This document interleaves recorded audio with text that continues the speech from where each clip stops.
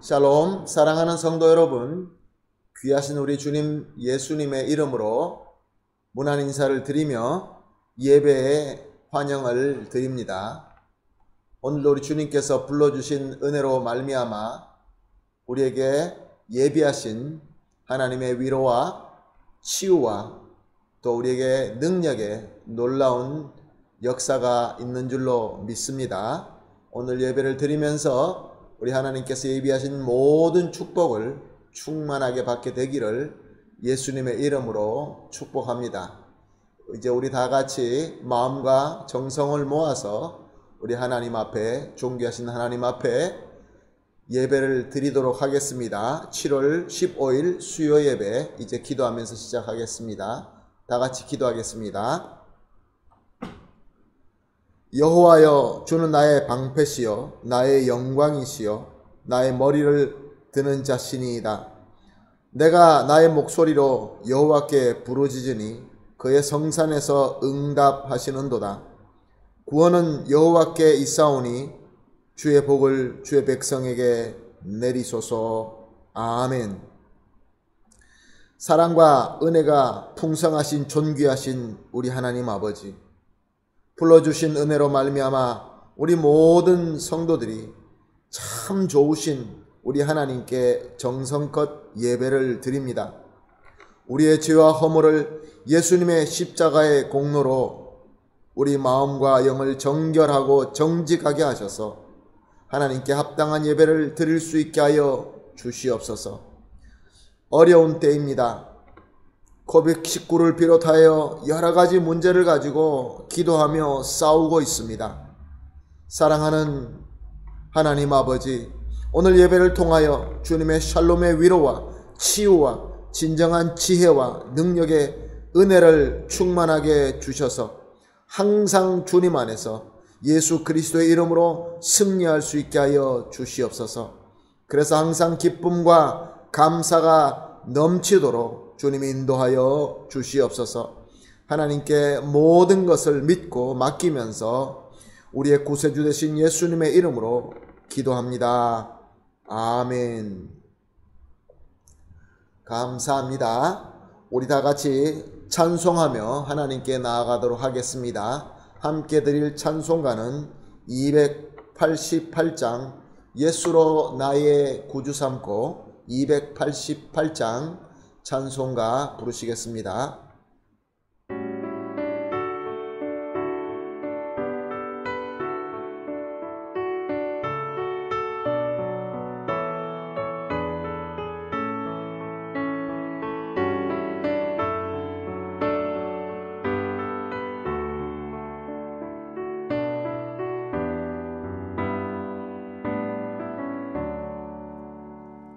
예수를 나의 구주 삼고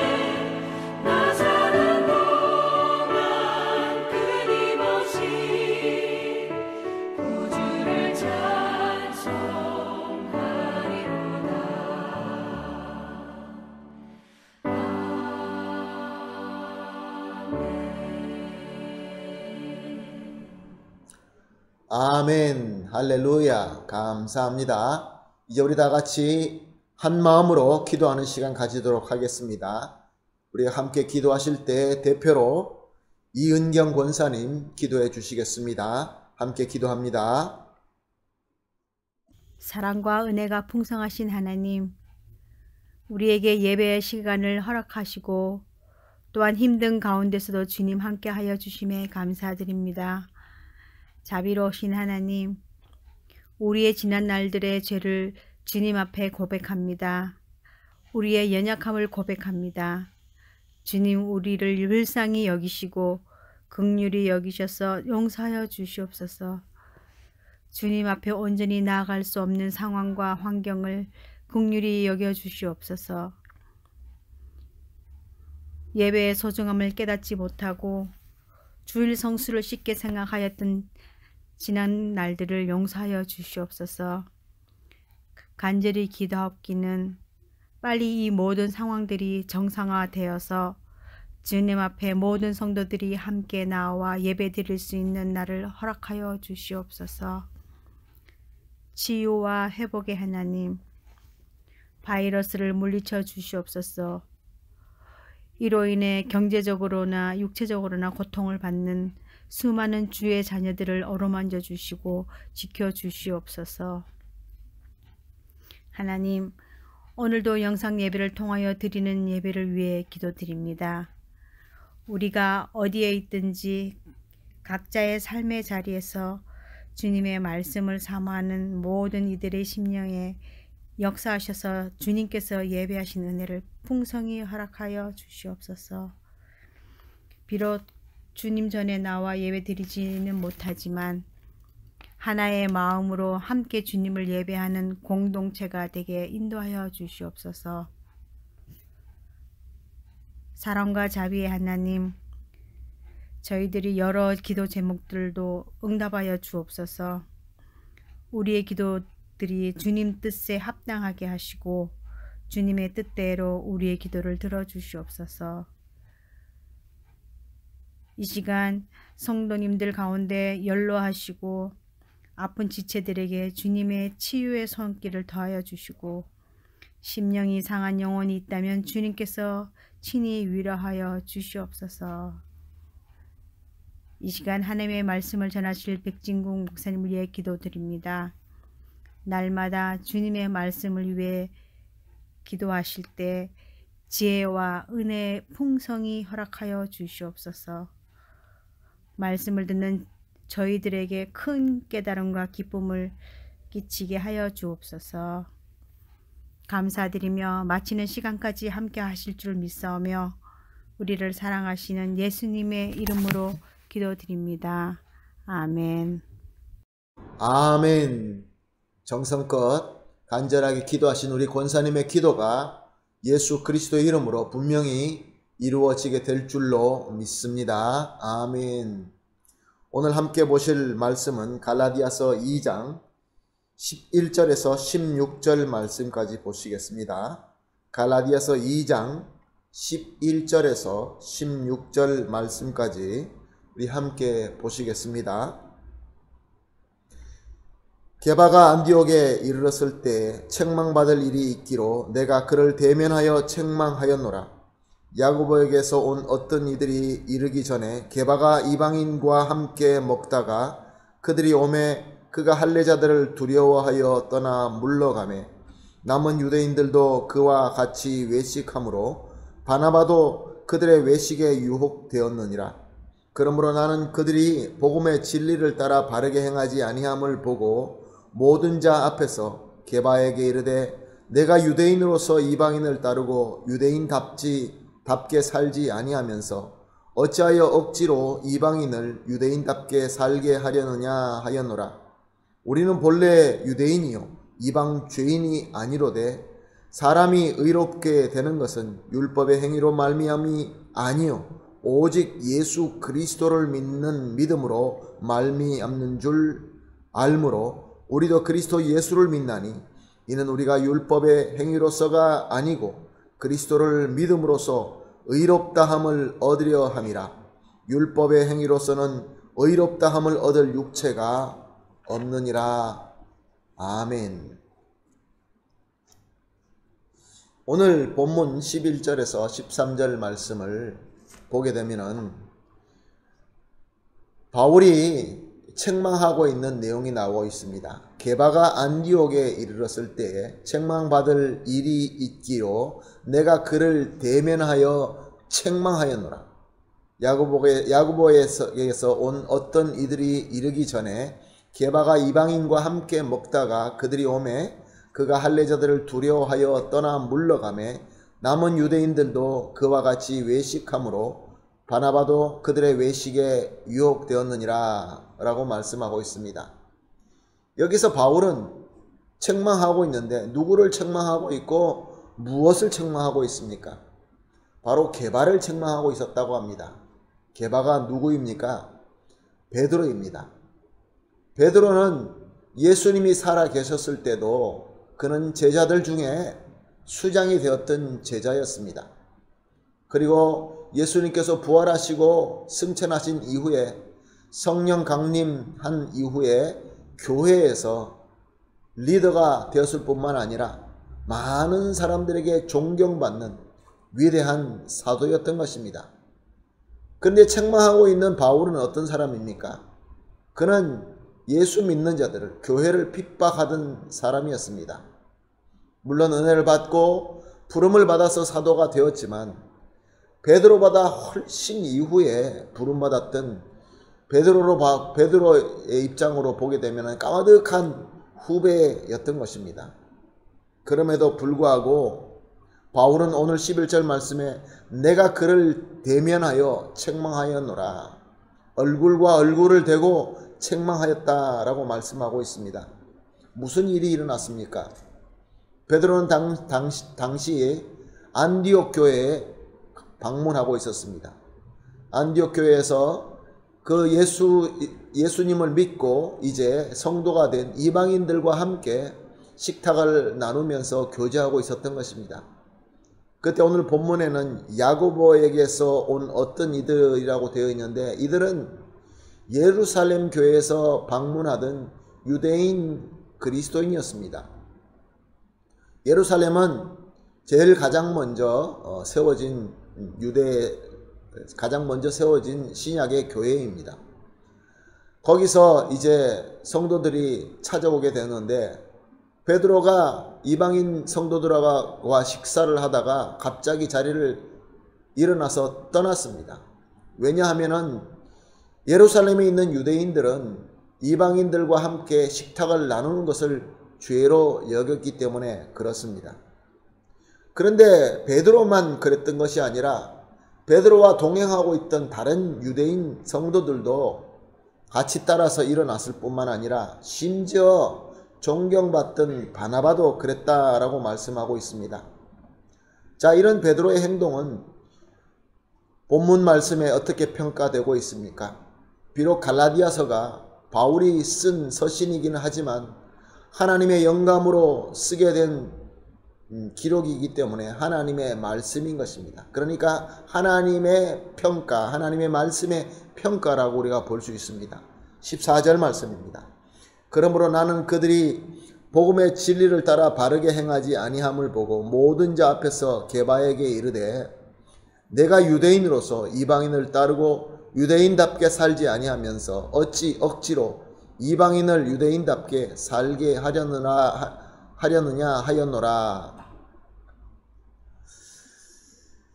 사실 이방인으로서 복음을 듣고 전도되어서 이제 교인이 된 성도가 된 이방인들이 베드로를 바라보았을 때 베드로는 교회의 지도자고 또 위대한 사도로서 그들과 함께 식탁을 나눌 때 그들의 마음은 참 기뻤을 것입니다.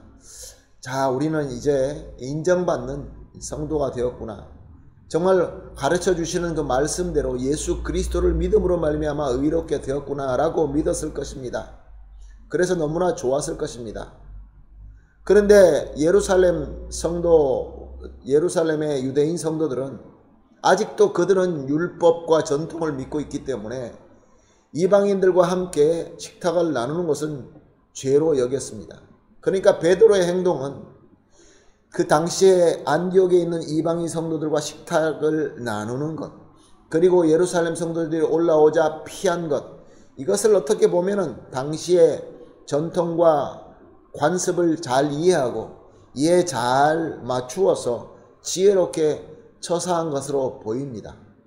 이방인 성도들에게는 잘 위로를 해주고, 또 유대인 성도들, 예루살렘에 온 성도들에게는 이방인들과 함께 있는 모습을 보여주지 않음으로 말미암아 어떤 분쟁이 일어날 수 있는 것, 이런 것들을 피하게 된 것입니다.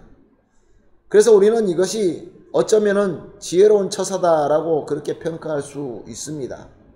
그런데 하나님께서 바울에게 영감하여 주시는 말씀, 오늘 본문 14절은 이렇게 행동하는 것은 복음의 진리에 따라 바르게 행하는 것이 아니다 라고 정확하게 말씀하고 있습니다. 그렇다고 한다면 베드로의 행동 중에 어떤 부분이 복음의 진리에 따라서 바르게 행하지 못하는 것이었을까요? 16절 말씀을 봅니다.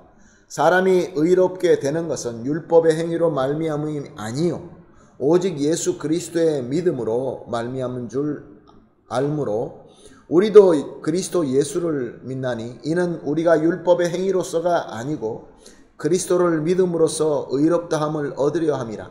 율법의 행위로서는 의롭다함을 얻을 육체가 없느니라. 아멘. 16절 말씀은 너무나 명확합니다. 사람을 의롭게 하는 것은 오직 예수님을 믿는 믿음으로만 된다라고 말씀하고 있습니다. 그 어떤 율법의 행위가 아니다라고 말씀하고 있습니다. 자, 그렇다면 왜 예수님을 믿는 것이 우리를 의롭게 하느냐라는 질문이 생깁니다. 죄의 값을 치러서 의롭게 만들 수 있는 공로는 죄가 전혀 없는 생명을 드리는 희생이 필요합니다. 죄의 값은 사망입니다. 죽어야 될 생명이 죽게 되면은 당연히 치를 것을 치르는 것이지만 이 죄를 의롭게 만들기 위한 것은 죽음은 죽음인데 드려야 될 생명은 생명인데 죄가 전혀 없는 거룩한 생명이 드려져야 되는 것입니다. 그러면 죄가 없는 생명, 거룩한 생명은 누구의 생명입니까? 오직 예수님의 생명밖에 없습니다. 그래서 예수님께서 이 땅에 오셔서 육신이 되셔서 그 모든 죄를 지시기 위하여 그 거룩한 생명을 드리신 것입니다. 희생을 하신 것이죠. 그러므로 말미암아 예수 그리스도의 십자가의 희생은 그 모든 사망의 권세, 정죄의 권세를 무너뜨리고 그리고 그 공로를 은혜로 저와 여러분 모든 사람들에게 주신 것입니다. 그러므로 그 누구든지 예수 그리스도를 믿기만 한다면 오직 그 믿음으로만 의롭게 된다라는 그러한 공식이 생기는 것입니다. 그래서 16절 말씀의 내용대로 사람을 의롭게 만드는 것은 오직 예수 그리스도의 믿음이지 그 어떤 우리가 할 수 있는 율법의 행위가 절대로 아니다라고 가르쳐주고 있는 것입니다. 그런데 유대인들은 왜 이방인들과 함께 식탁을 나누지 않았을까요? 식탁을 나누지 않는다는 것은 같이 함께 하지 않고 같은 부류의 사람으로 인정하지 않는다는 뜻이 됩니다. 오늘 본문 15절 말씀을 보게 되면 이 유대인들의 정신들이 잘 나타납니다. 바울은 이렇게 공포를 하면서 유대인들의 생각을 갖다가 이야기하고 있습니다. 유대인들은 의롭고 이방인들은 의롭지 않다라는 생각이죠. 자, 그러면 유대인과 이방인들의 차이가 무엇입니까? 유대인들은 자신들은 하나님으로 선택을 받았다라는 선민의식이 있었습니다. 그런데 하나님의 백성이 되는 방법은 그들은 율법의 증표인 할례를 받아야 된다라고 믿었던 것입니다. 그러므로 할례를 받으면 의롭게 되는 것이고 할례를 받지 않으면 의롭지 않다라는 그러한 교리가 생기게 된 것이죠. 이방인들은 할례를 받지 않았습니다. 그러므로 그들은 의롭지 않습니다. 유대인들은 할례를 받았습니다. 그러므로 의롭습니다. 그래서 의로운 자와 의롭지 않는 자가 함께 할 수 없다라고 이렇게 믿고 그렇게 행동을 했던 것입니다. 그러나 오늘 본문 16절은 이 유대인들의 생각이 잘못됐다는 것을 분명히 말씀하고 있습니다. 율법의 행위로 의롭다함을 얻을 육체가 없느니라. 오직 예수 그리스도를 믿음으로 의롭다함을 얻게 된다라고 선포하고 있습니다. 그렇습니다. 아무리 신앙 고백을 하고 교회 안에 들어왔다 할지라도 계속 율법 행위로 의롭게 된다라는 것을 버리지 않을 때에는 오늘 14절에서 언급된 것처럼 복음의 진리를 범하고 거부하게 되는 것입니다. 복음의 진리에 따라 바르게 행하는 것이 절대로 아닌 것입니다. 자, 그러면 베드로의 태도와 행동으로 우리가 다시 돌아갑시다. 베드로가 그 자리를 갖다가 함께 하다가 피하는 것에 여기가 어떤 것이 문제가 되는 것일까요? 베드로는 예수님의 제자로서 또한 교회의 지도자로서 사도로서 그가 하는 모든 행동, 그의 언행, 그의 태도 모든 것들이 사람들에게 큰 영향을 미치는 자리에 서 있었습니다. 그는 입으로 예수 그리스도의 복음의 진리대로 따라 하지 않아도 된다라고 이렇게 구체적으로 말하지는 않았습니다. 그러나 그의 행동으로 할례로 의롭게 된다고 믿는 예루살렘 유대인들이 오자 피하는 그 행동으로 말미암아 같이 식탁을 나누던 이방인들에게는 역시 할례를 받아야 되는구나. 할례를 받지 않았기 때문에 저렇게 할례 받은 자가 오자 우리를 이렇게 피하는구나. 그렇게 그들에게 메시지를 주게 된 것입니다. 십자가의 공로와 은혜만으로만 같은 형제가 될 수 없구나 라는 그러한 잘못된 메시지를 주게 된 것입니다. 그리고 찾아온 유대인들에게는 어떤 메시지를 주게 되었습니까? 할례 받지 않는 자와 함께하는 것을 베드로도 피하는구나. 바나바도 피하는구나. 역시 모든 사람들이 저렇게 피하는 거 보니까 베드로조차도 피하는 거 보니까 그래, 우리가 예수 그리스도를 믿음으로써 성도가 될 수 있지만 그래도 우리는 할례를 받아야 거룩하게 될 수 있고 의롭게 될 수 있구나 라고 잘못된 그들의 신념을 더 확고하게 만들어준 결과가 되고 말았던 것입니다. 자, 그렇다면 베드로는 십자가의 복음의 진리에 대해서 몰랐을까요? 잘 몰랐기 때문에 그렇게 행동을 했을까요? 그렇지 않습니다. 사도행전 10장의 내용을 보게 되면은 베드로야말로 그 누구보다 먼저 나서서 오직 예수 그리스도의 십자가의 공로와 은혜를 믿음으로만 용서받고 의롭게 되고 구원받는다라고 외치던 사도였습니다. 그리고 사도행전 15장 7절에서 11절 말씀을 보게 되면은 많은 사람들이 그 할례의 문제 가지고 서로 논쟁하고 다투고 있을 때 그는 일어나서 아니다, 할례로서 되는 것이 아니라 오직 예수 그리스도를 믿음으로 말미암아 의롭게 된다라고 그 많은 사람들 앞에 서서 주장하고 믿음으로만 구원받는다라는 그 진리를 많은 사람들 앞에서 지켰던 그러한 사람이었습니다. 그러므로 베드로는 복음의 진리를 누구보다 잘 알고 있던 사람이었습니다. 그리고 그 진리를 선포하며 가르치며 논쟁하면서 지켰던 사람입니다. 그런데 한 가지 중요한 것이 있습니다. 잘 알고 있다는 것과 아는 대로 한다는 것에서는 큰 차이가 있습니다. 이런 이야기가 있습니다. 아르헨티나의 축구의 영웅인 마라도나가 아르헨티나 대표 감독을 맡았을 때 있었던 일이라고 합니다. 그가 프리킥을 차고 있는데 선수들을 불러서 프리킥 차는 것을 가르쳐 주었다고 합니다. 마라도나가 가르쳐 주는 대로 또 마라도나가 직접 차면서 보여줄 때 80% 이상이 골대 모서리마다 들어가면서 골의 확률을 높이는 것을 보여주었다고 합니다. 그래서 선수들이 이렇게 차는 것이 맞구나라고 다 알았다고 합니다. 그러나 직접 자기네들이 가르쳐 준 대로 아는 대로 차보았더니 그렇게 되지는 않았다는 것입니다. 딱 한 사람만 마라도나가 가르쳐 주는 대로 할 수 있었다라고 합니다. 그 선수가 바로 유명한 메시인 것입니다. 사랑하는 성도 여러분, 그렇습니다. 우리가 잘 알고 심지어 남을 가르칠 수 있는 그런 알미 있다고 한다 할지라도 그것을 삶의 행동으로 옮겨진다는 것은 또 다른 문제가 되는 것입니다. 자, 예수 그리스도의 십자가를 그렇게 잘 알고 가르치던 베드로가 왜 이렇게 때때로 실패하였을까요? 오늘 본문 12절 말씀을 보니까 그가 할례자들을 두려워하여 라고 말씀하고 있습니다. 베드로의 문제는 할례자들을 두려워하였다는 것입니다.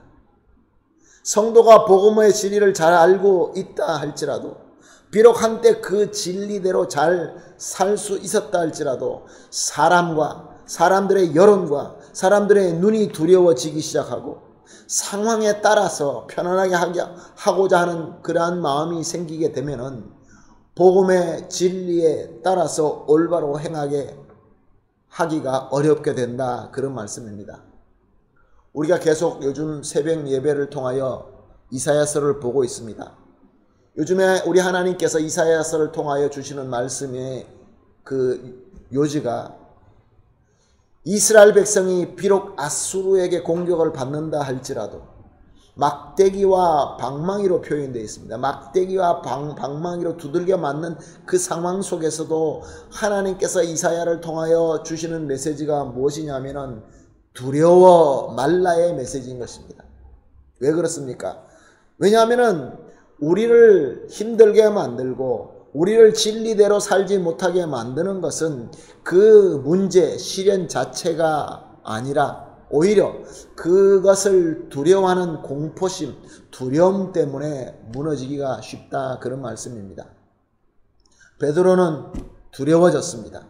그래서 무너지게 될 수밖에 없었습니다. 자, 그렇다면 베드로는 용기가 없는 사람이었을까요? 그렇지 않습니다. 베드로는 예수님께서 그를 부르셨을 때 자신의 가족과 가지고 있는 상당한 재산이 있음에도 불구하고 그것을 다 뒤로하고 오직 예수님만 쫓았던 사람입니다. 나의 가진 모든 것들, 가족까지, 재산까지 다 뒤로하고 예수님을 쫓는다는 것이 쉬운 일입니까? 그렇지 않습니다. 용기가 없으면 할 수가 없습니다. 그리고 예수님과 함께하면서 풍랑이 심한 밤바다에서 예수님께서 나타나셔서 오라 라고 했을 때 베드로는 바다에 발을 내밀고 그 풍랑이 심한 바다 위로 걸었던 그러한 제자였습니다. 그리고 또 예수님께서 십자가에서 죽을 것이다 라는 선언 앞에서 가장 먼저 일어나서 예수님을 말리면서 예수님께 꾸중은 들었지만 우리 인간적으로 보았을 때는 참 용기가 있고 의리가 있는 그런 사람이었습니다. 그리고 또 그를 높이 평가하는 위대한 신앙 고백을 하였죠. 마태복음 16장 16절에서 나와 있는 말씀, 주는 그리스도이시요 살아계신 하나님의 아들이시나이다. 그는 그 누구보다 용기 있는 사람이었고 그 누구보다 예수님을 따르는 데 열정적인 그러한 제자였습니다. 그러나 그는 여러 번 실패하게 됩니다. 마태복음 26장 69절에서 75절 말씀을 보게 되면 베드로가 예수님을 3번씩이나 부인하는 것이 기록되어 있습니다. 예수님을 부인하는데 맹세까지 하면서 부인합니다. 그리고 그뿐만 아니라 심지어 예수님을 저주까지 하게 됩니다. 그런데 그때는 성령 강림 때가 아니었기 때문에, 전이었기 때문에 성령 충만하지 않아서 그렇게 되었다라고 할 수 있지만 오늘 우리가 보고 있는 본문 당시에는 이미 성령 충만함 이후에 그는 나아가서 복음을 전하고 능력을 베풀고 그리고 많은 사람들에게 존경받는 교회 리더, 그리고 하나님의 주님의 사도, 그런 위치에 서 있는 사람인데도 불구하고 십자가의 복음의 진리를 따라서 행하지 못하는 실패를 또 하게 되고 만 것입니다. 하나님의 말씀은 이렇게 위대한 베드로, 그 당시 사람들에게 존경받는 베드로가 실패한 것을, 그의 약점과 실패를 적나라하게 기록하고 있습니다.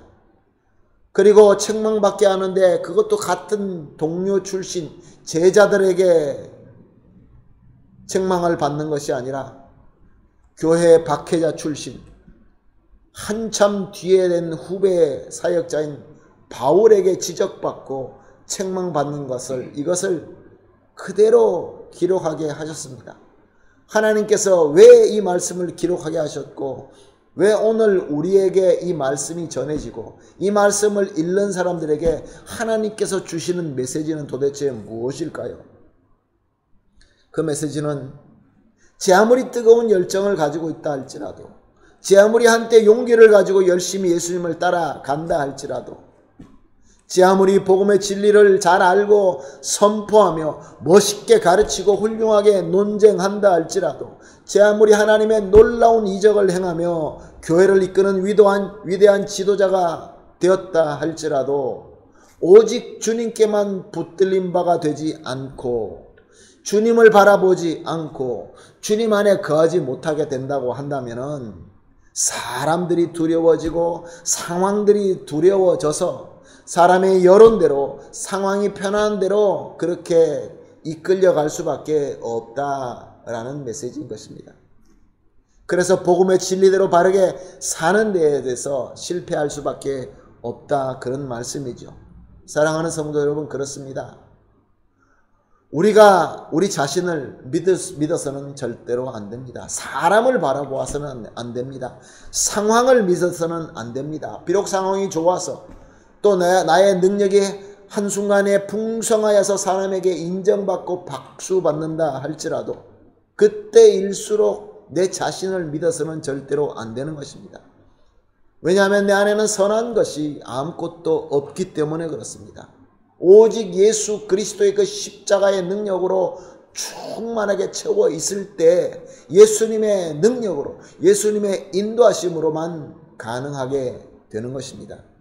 사랑하는 성도 여러분, 저와 여러분이 믿을 수 있는 것은 오직 십자가의 그리스도이며 복음의 진리일 뿐인 것입니다. 오늘 본문 16절 말씀처럼 오직 복음의 진리, 예수 그리스도의 십자가의 복음의 진리일 뿐인 것입니다. 예수님의 제자 중에는 가롯 유다라는 제자가 있습니다. 예수님의 제자들, 모든 제자들은 다 시골 갈릴리 출신입니다. 당시 유대인들에게 천대받던 지역 출신이지만 오직 가룟 유다만 예루살렘 인근 출신입니다. 쉽게 말하면 이스라엘의 서울, 수도인 그 수도 지방의 출신인 것입니다. 그리고 그는 열성당원이었습니다. 열성당이라는 것은 당시에 나라를 사랑하여서 나라를 독립하기 위하여 젊은이들이 모여서 준비하고 심지어 무력을 써서라도 이스라엘 왕국을 재건해야 된다라고 하는 그 목적을 가지고 모인 그러한 정치당이었습니다. 거기에 이론이었던 것이죠. 그러니 가룟 유다는 애국 청년이다라고 우리가 그렇게 말할 수 있는 것입니다. 그리고 예수님을 따르면서 그 무리의 모든 재정을 도맡아서 회계를 맡았던 제자들 중에서는 가장 똑똑한 사람이었습니다. 예수님을 열심히 따랐습니다. 예수님께서 제자들을 둘씩 파송했을 때 그 가운데 있었습니다. 예수님께서 함께 하시고 예수님께서 파송하시고 예수님께서 이런저런 것을 시킬 때마다 그는 열심히 섬기며 예수님과 함께 했던 제자였습니다. 그런데 예수님께서 어느 날 내가 십자가에서 죽을 것이다 라고 하면서 십자가의 복음을 선언하자 그는 믿음이 무너지고 맙니다. 예수님을 모시고 예수님을 앞장 세워서 나라를 독립하고 로마 제국과 싸워서 승리해야 되는데 십자가에서 죽는다라고 말씀하시니까 그가 믿었던 신념이 다 무너지고 말았던 것이죠. 그래서 그는 제사장들에게 예수님을 은 30냥에 팔게 됩니다. 여기서 예수님을 팔았다는 것은 예수님이 노예가 아니기 때문에 그의 몸값으로서 돈을 주고 받으면서 팔았다는 의미가 아닙니다. 예수님이 있는 장소를 알려주고 사내들인 군대가 이제 예수님을 잡을 수 있도록 길잡이가 되고 예수님을 체포하는 것을 도와주는 그 가격으로 은 30냥을 받았던 것입니다. 어쩌면은 예수님이 법적으로 체포당할 수 있는 그런 계기를 만들기 위하여 예수님을 고발했는지도 모르겠습니다. 어쨌든 그는 예수님을 사내들인 그 제사장들에게 잡혀갈 수 있도록 길잡이를 하는 대가로 은 30냥을 받게 되었던 것입니다. 그러나 예수님께서 잡혀서 아무 정도 없이 고난을 받으시고 십자가에 매달리게 되자 마음에 양심의 가책이 일어나게 되어서 그는 후회하기 시작합니다. 그래서 다시 달려가서 제사장들에게 은 30냥을 돌려주면서 모든 것들을 되돌려 보려고 합니다. 그러나 제사장들은 이미 받지 않습니다. 그래서 그는 그 은 30냥을 성소에 던져버리고 나아가서 목매어 죽고 말게 됩니다. 요즘에 우리나라의 뉴스에 유명한 분이 스스로 목숨을 끊어서 모든 매스컴이 떠들썩하고 있습니다. 우리나라에는 대통령 되었던 사람, 국회의원이었던 사람, 큰 부자였던 사람, 유명했던 사람, 똑똑했던 사람, 잘 나갔던 사람, 이런 사람들이 너무 많이 스스로 목숨을 버리는 것을 볼 수 있습니다. 도대체 왜 이렇게 쉽게 목숨을 버리는 것일까요? 실패에 대한 그 두려움, 우리에게 찾아오는 그 두려움, 우리가 봤을 때는 모든 것을 다 가지고 있음에도 불구하고 두려움이 엄습하자 낙심하고 목숨을 버리게 되었던 것입니다.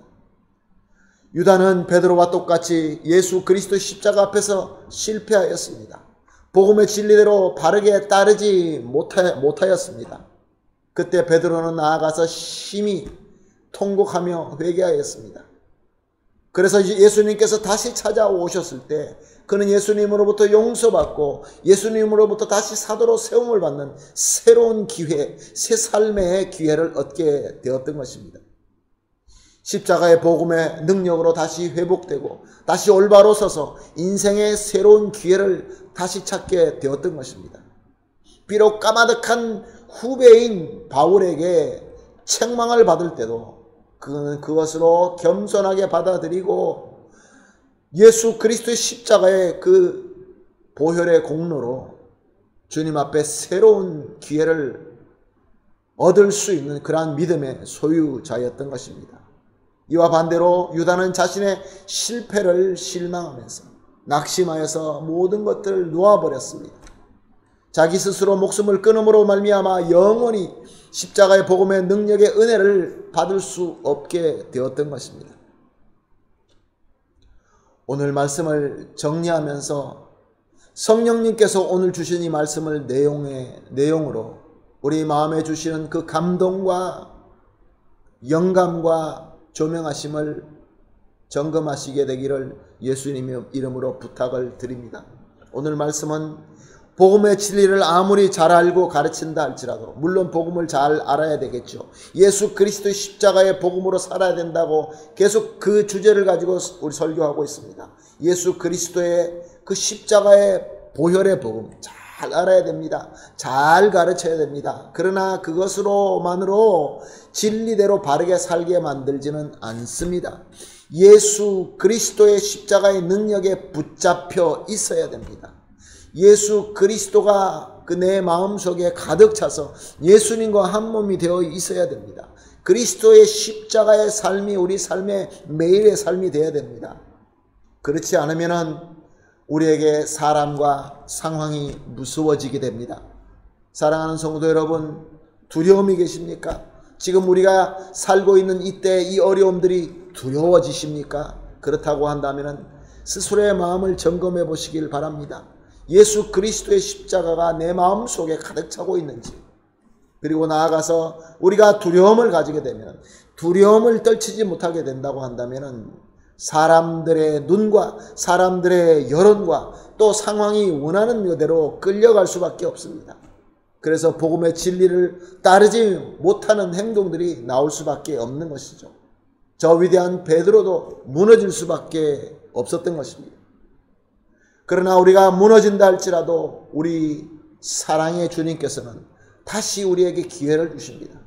예수 그리스도의 십자가로 돌아와서 우리가 회개하고 십자가의 공로와 은혜로 우리가 붙잡게 되면은 다시 우리에게 거듭날 수 있는 새로운 기회를 주신다라는 오늘 말씀입니다. 사랑하는 성도 여러분, 오늘 이 귀한 하나님의 말씀을 가지고 우리 같이 기도하면서 주님께서, 성령님께서 여러분 마음속에 주시는 그 귀한 은혜를 붙잡고 항상 복음의 진리대로 잘 따르게 되는 저와 여러분이 되시기를 예수님의 이름으로 축복합니다. 아멘. 다 같이 기도하겠습니다. 사랑의 하나님 감사합니다. 말씀을 통하여 우리 주님의 십자가의 복음의 진리를 배우고 익히게 하시니 감사합니다. 또한 성령님께서 우리의 영과 마음을 조명하여 주심으로 우리 주님 예수님의 복음의 진리가 나의 삶에서 참 힘과 참 능력이 되게 하여 주시니 또한 감사합니다. 사랑하는 하나님 아버지, 절대로 교만하지 말게 하여 주시옵시고 오직 십자가의 복음 안에서 겸손히 거할 수 있도록 우리 주님의 강력한 손으로 붙잡아 주시어서 절대로 사람과 상황으로 두려워하지 말게 하여 주시옵소서. 오직 우리 주님의 십자가의 복음의 진리에 따라서 올바르게 삶으로 말미암아 하나님께 영광이 되며 우리에게는 큰 기쁨과 승리가 되게 하여 주시옵소서. 예수님의 이름으로 기도합니다. 아멘. 할렐루야. 감사합니다. 우리 다 같이 찬송가 493장 십자가로 가까이 찬송한 뒤에 우리 예수님께서 가르쳐 주신 기도문으로 오늘 수요 예배를 마치도록 하겠습니다. 찬송가 493장 십자가로 가까이.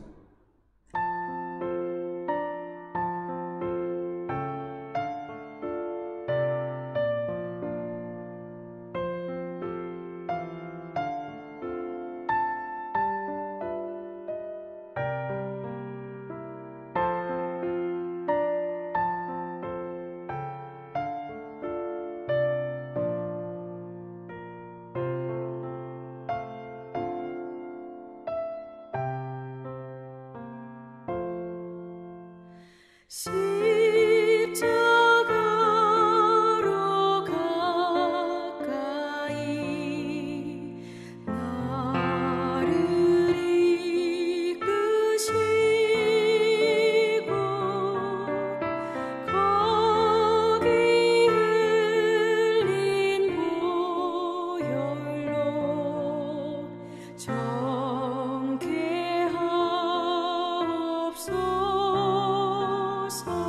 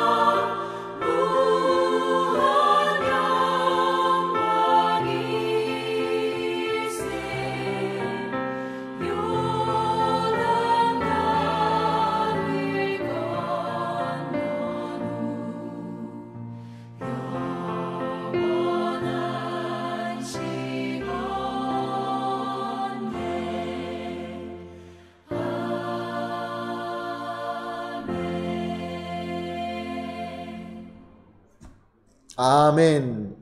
할렐루야. 감사합니다. 이제 우리 주님께서 가르쳐 주신 주기도문으로 오늘 수요 예배 마치도록 하겠습니다. 다 같이 기도합니다. 하늘에 계신 우리 아버지여, 이름이 거룩히 여김을 받으시오며 나라가 임하옵시며 뜻이 하늘에서 이루어진 것 같이 땅에서도 이루어지이다. 오늘날 우리에게 일용할 양식을 주옵시고 우리가 우리에게 죄 지은 자를 사하여 준 것 같이 우리 죄를 사하여 주옵시고 우리를 시험에 들지 말게 하옵시고 다만 악에서 구하옵소서. 대개 나라와 권세와 영광이 아버지께 영원히 있사옵나이다. 아멘.